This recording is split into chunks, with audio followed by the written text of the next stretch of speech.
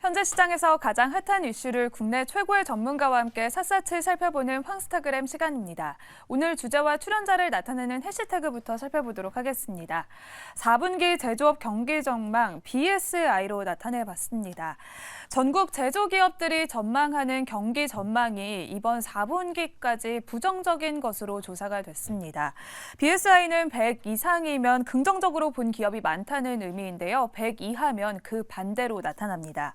4분기 BSI 전망치는 84로 직전 분기 대비 7포인트 하락했는데요. 고유가와 중국의 경기 침체로 2개분기 연속 하락했습니다. 특히나 제약바이오와 배터리를 포함한 전기 장비 관련주는 청신호가 켜져 있는 상황인데요. 그렇다면 우리나라 수출 산업과 또 제조 산업의 전망은 어떻게 될지 유튜버로 변신한 원리버와 함께 황스타그램 시작해 보도록 하겠습니다.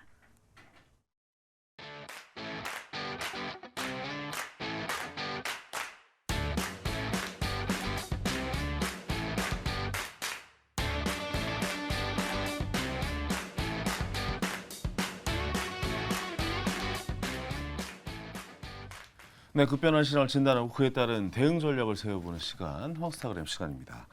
자, 전국 제조기업들이 체감하는 경기 전망 4분기까지 굉장히 좀 부정적으로 나오고 있습니다. 부진한 전망이 우세한 가운데서도 바이오 업종은 괜찮은 소식들이 지금 들려오고 있습니다. 최근 바이오 업종 주가 흐름도 괜찮다, 이런 일이 있었는데 요즘 어떻게 흘러가고 있는 것인지 요즘 떠오르는 경제 유튜버죠. 요정이라는 별명으로 증권가 투자자들 사이에서 인기가 굉장히 높다는 유튜버 원리버 씨 모셨습니다. 안녕하세요. 안녕하세요. 반갑습니다. 아니 좀 근황을 좀 여쭤봐야 될 것 같은데 일단 오늘 한복을 입고 나오셨고 네, 갑작스럽게 또 직업도 그다음 증권사 애널리스트셨다가 유튜버로 이제 그렇죠. 탈바꿈하셨어요. 맞습니다. 새롭게 좀 나오신 것 같은데 어떤 무슨 근황이 있었습니까? 근래에? 네, 예. 사실 지금 학교를 다니고 있고요. 학교를 다니면서 이제 유튜브를 같이 하고 있습니다. 근데 네네네. 퇴사하고 퇴사하셨군요. 그래도 업데이트를 좀 많이 하고자 이제 유튜브도 같이 하고 있습니다. 네, 퇴직금도 나오셨겠죠.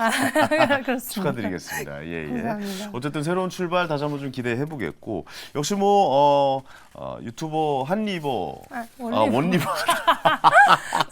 죄송합니다. 저도 이제 강하나 씨랑 항상 맞아요. 소개를 해드리다가 유튜버 원리버님께서는 항상 좀 바이오 쪽 이야기를 저에게 많이 맞아요. 해주셔서 바이오 이야기를 안 할 수가 없습니다. 제약 바이오가 좀 흐름 괜찮게 가고 있긴 하잖아요. 네. 좀 불안불안하긴 하지만요. 맞습니다. 예, 하반기도 좀 계속 좀 이어질까요? 금리가 이러면은 좀 바이오 쪽도 타격을 좀 받을 것 같기도 하고요. 사실 7월부터 네. 7월에 바닥을 다지고 이제 많이 올라오다가 최근 한 1, 2주가 안 좋은 방향성을 보여주기는 했습니다. 그래도 오늘 약간의 반등을 보기는 했는데요. 네. 일단 기본적으로 금리나 이제 매크로적인 이슈가 다시 반영이 됐다라고 보고 있고 금리 인하기에 도입을 할 수 있는 게 이제 연내가 아니라 내년 혹은 내후년까지 밀릴 수도 있다라는 그런 우려가 좀 반영이 된 것도 있다라고 생각을 하고 있습니다. 이제 거기에 더불어서 바이오에 있어서 가장 중요한 글로벌 빅파마와의 계약이나 혹은 글로벌 트렌드에 부합하는 기술을 보유하고 있는 기업들은 올해 들어서 또 많이 올랐기 때문에 어느 정도의 조정을 받고 있는 상황인 것이고 이제 네네. 오늘부터는 약간의 반등 혹은 다음 주에는 그래도 좋은 기업들 위주로 다시 반등할 수 있을 거라고 생각하고 있습니다. 네, 괜찮은 흐름이었다가 요즘 금리 영향으로 아무래도 좀 바이오 쪽은 금리가 어쩔 오르면은 수가 없습니다. 돈이 안 흘러가잖아요. 왜냐면 맞습니다. 실체가 있는 게 아니라 투자나 맞아요. 이런 쪽에 계속 지속적으로 좀 돈이 이제 흘러야 되는 약간 부분인데 나는 흘러가는 돈이 좀 막힐 수 있다. 네. 아마 이런 좀 생각들을 많이 하셔서 좀 바이오들이 좀 요즘 조정을 받고 있다. 이렇게 좀 생각이 좀 되어지는데 요즘 또 IPO가 잇따르고 있잖아요. 네. VC 업계에서 바이오 IPO 시장이 살아났다.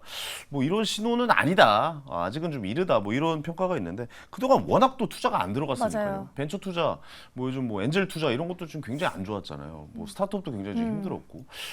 이 바이오 쪽은 좀 어떻게 흘러가고 있는 건지 궁금하네요. 일단 작년이 정말 최악이었고요. 이제 올해도 여전히 안 좋습니다. 안 좋은데 그래도 상장을 하는 기업들 중에서 상장 후에 주가 흐름이 좋은 기업들이 많다 보니까 이제 살아난다라는 그런 기대감이 더 실리고 있는 모습인 거고요. 어쨌든 바이오 섹터가 살아나면 IPO 시장도 같이 살아날 거라는 기대감이 그렇겠죠. 있는 건데 네.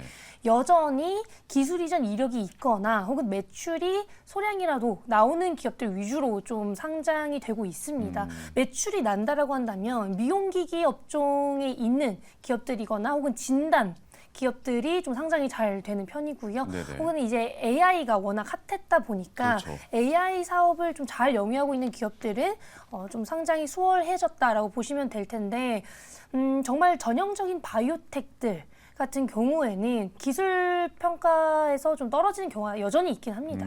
그래도 이제 이번에 상장하는 이제 큐로셀이나 와이바이오직스 같은 경우에는 국내에서 좀 라이선스 계약 이력도 있고 그래도 이번에 좀 기대를 많이 받고 있는 상황이긴 합니다. 네.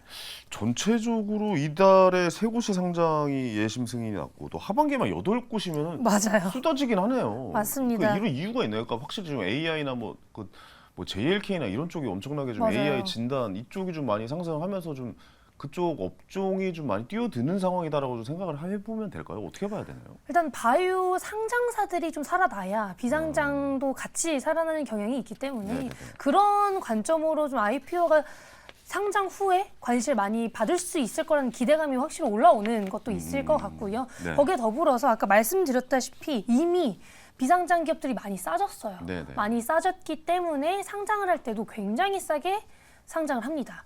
그렇다 보니까 이제는 이 정도 시가총액이면 상장시켜줄게라는 생각도 많이 갖고 있는 것 같아서 일단은 상장시키는 게 목표로 좀 바뀌었다. 옛날에는 비싸게 상장을 하다였다면 네네. 요즘에는 일단 상장을 하자. 네. 또 바뀌었기 때문에 좀 가능성이 생기고 있는 것 같긴 합니다. 그렇군요. 아, 상장이 어디야? 상장이라도 맞아요. 해야지. 일단은 약간 이런 심리가 좀 맞아요. 작동을 했군요. 알겠습니다.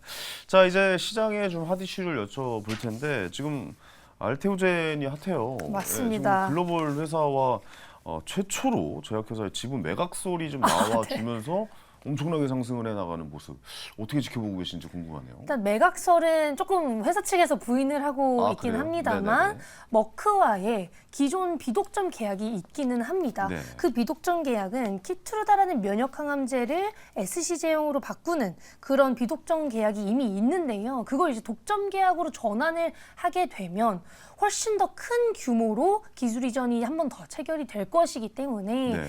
그렇다라고 한다면 이 기업의 가치도 올라가게 될 거고 그런 걸 기대하고 이제 독점 계약 전환을 기대하고 알테오젠을 좀 좋게 보시는 분들도 생길 거라고 생각합니다. 거기에 더불어서 이제 면역 항암제의 경우 대부분 IV 제형이에요. IV가 혈관 주사거든요. 네네. 혈관 주사인데 이제 대부분 SC 제형으로 바꾸는 걸 선호합니다. SC 제형은 이제 자체적으로 그냥 주사 투여를 집에서도 할 수 있는 제형이라서 대부분 SC 제형을 선호하는데 그 기술을 보유하고 있는 게 알테오젠과 글로벌 기업의 할로자인밖에 없어요. 그래서 그런 기업의 가치가 한 번 더 점프할 수 있는 시기는 머크가 SC 제형으로 면역 항암제를 출시하거나 임상 진입을 많이 할 때 그리고 그게 지금이라고 생각을 하시는 분들이 많은 것 같습니다. 확실히 그렇게 큰 회사가 우리나라 회사를 인수하는 것은 아무래도 어떻게 보면은 그 기술력을 인정받았다라고 맞아요. 좀 생각은 해봐야 되는 거잖아요. 네, 맞습니다. 그럼 그 관련된 기업들도 굉장히 좀 괜찮은 흐름이 나올 수밖에 없겠네요. 맞습니다. 향후 이제 뭐 몇 달간은요. 그쵸.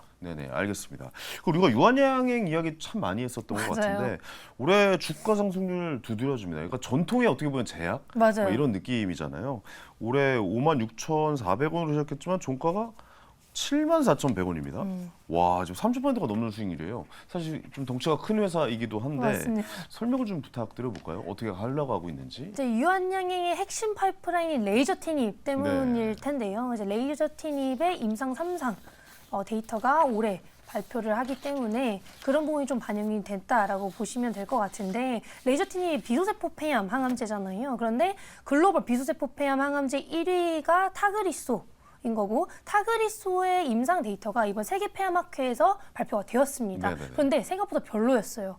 타그리소와 화학요법 병용 투여 데이터가 부작용도 단독 투여 대비 너무나 크게 높았고 유효성은 그에 비해서 많이 늘어나지 않았기 때문에 병용 투여했을 때 1차 치료제의 그런 필요성이 느껴지지 않아서 그렇다라고 한다면 레이저 티닙과 이제 아미반타마의 병용 투여 데이터가 조금이라도 더 잘 나올 시에 훨씬 더 비소세포 폐암 시장을 더 점유하기가 수월해지지 않을까라는 기대감이 올라오고 있는 상황이고요. 이제 9월 세계 폐암학회에서 기대감을 많이 가졌다가 세론이 조금 지금 있는 상황입니다. 세론이 조금 있어서 잠깐 빠졌지만 네네. 10월 에즈모나 연내에 있는 학회, 11월 SITC에서 마리포사나 마리포사2 레이저 티닙과 아미반타마 병용 투여 데이터가 한 번 더 발표될 거라고 기대를 하고 있어서 어렵네요. 근데 마리포사가 그냥 예. 임상 이름이에요. 임상을 네이밍하는 이름이라서 그냥 그렇게 부르는 거예요. 너무 네네네. 임상이 많다 보니까 그러니까요. 레이저 티닙이랑 아미반타맙을 병용 투여하는 그 임상 자체가 이제 마리포사라는 이름으로 불려지는 거고 그냥 임상 실험으로 이해하면 되겠죠. 맞아요. 근데 그냥 이름을 짓는 거죠. 자기들도 헷갈리니까. 음. 그 임상 3상 데이터가 이제 올해 발표되는 게 올해 나옵니까? 관건이다. 네네. 그 데이터로 비소세포 폐암 시장의 위너가 누가 될 수 있는지 확인이 되기 때문에 유한양에 대한 기대감이 엄청나지고 있는 거죠.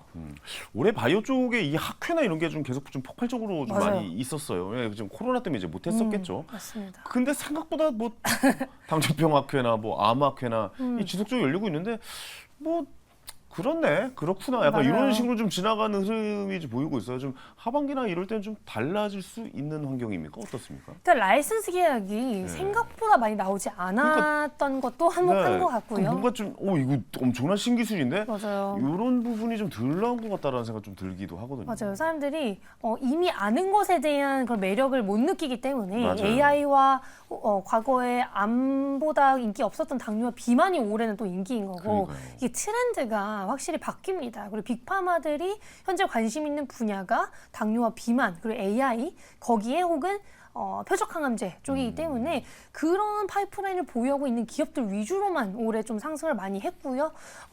사실 연말 12월에는 1월 JP모건 헬스케어에 대한 기대감으로 우리나라 제약바이오 업종이 상승세를 보였던 역사가 정말 오래됐습니다. 그래서 12월에는 1월에 대한 기대감으로 한 번 더 저는 볼만한 구간이라고 생각을 합니다. 한 번 더 관심을 좀 가질 만한 구간은 분명히 있다. 뭐 분명히 이렇게 좀, 있습니다. 정리를 좀 해볼 수 있을 것 같습니다.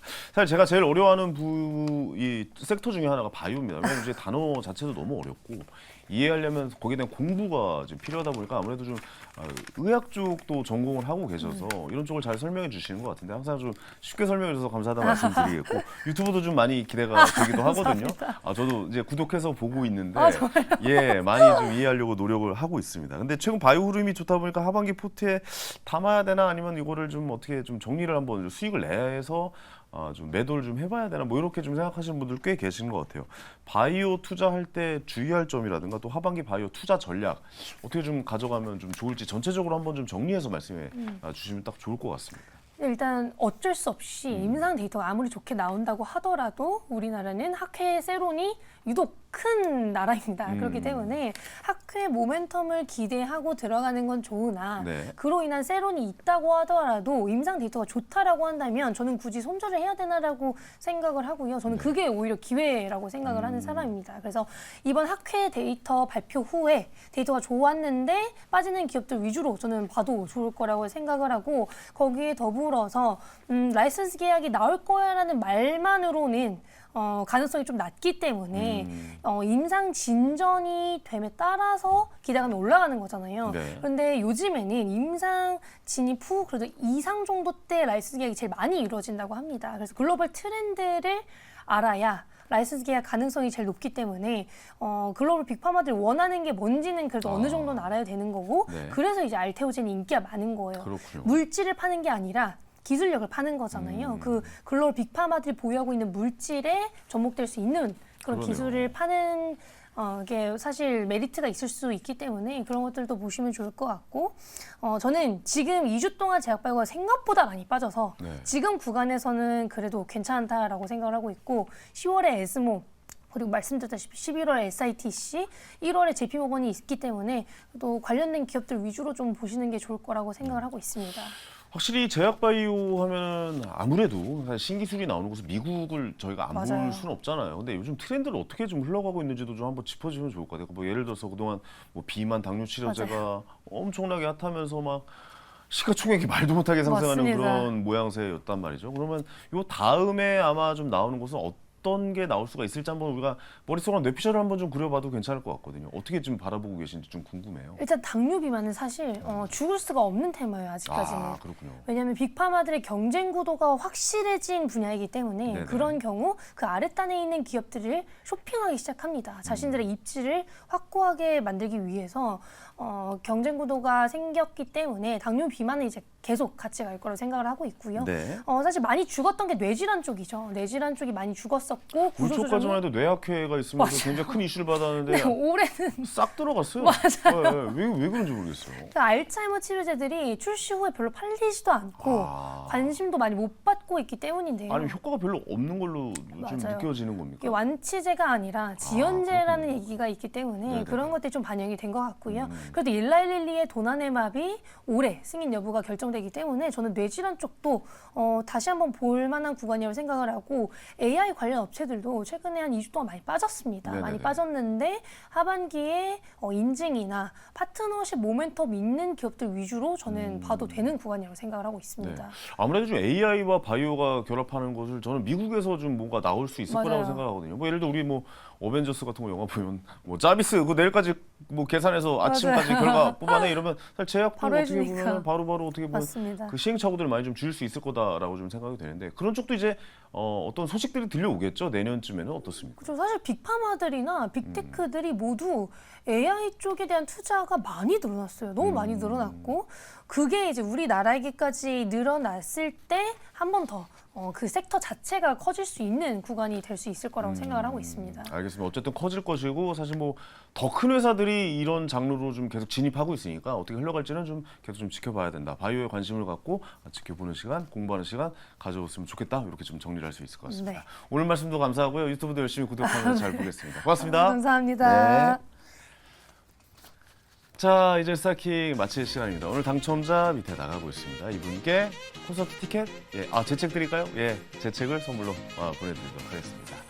자, 날씨가 이제 좀 추워질 것 같고 추석다운 추석이 좀 올 것 같습니다. 풍성한 추석 되시길 준비하시길 바라겠고 저는 내일 다시 생방송으로 찾아뵙도록 하겠습니다. 황현이었습니다. 감사합니다.